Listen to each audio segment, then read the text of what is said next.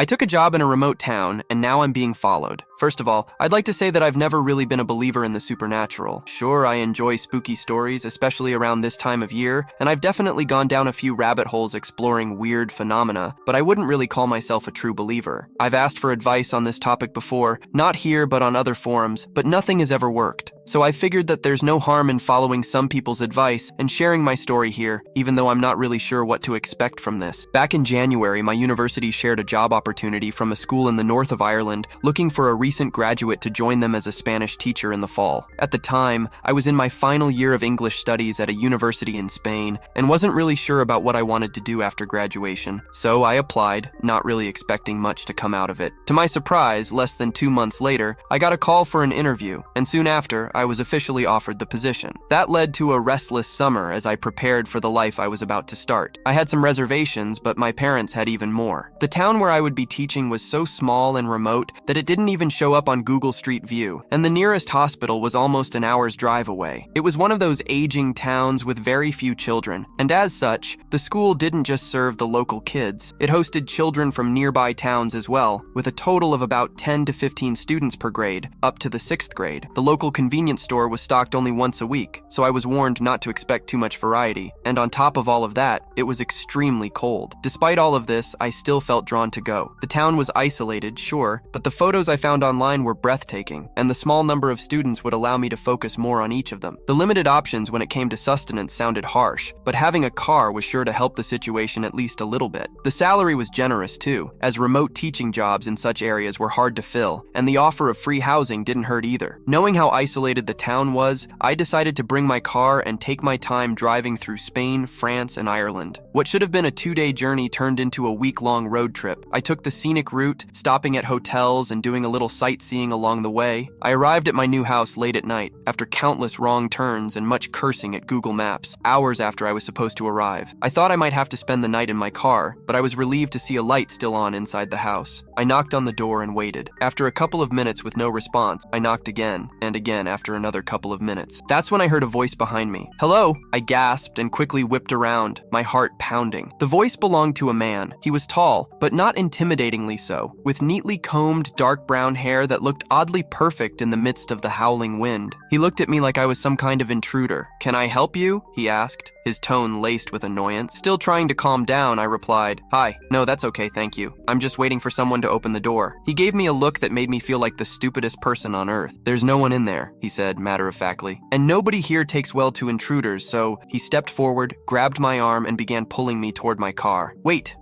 I yanked my arm free and crossed them over my chest. "I'm not an intruder, thank you very much. I'm Sandra, the new Spanish teacher, and I'll be living here for the foreseeable future." A smirk crept onto his face, amusement flickering in his eyes before he burst out laughing. He tried to contain it when he noticed how annoyed I was becoming.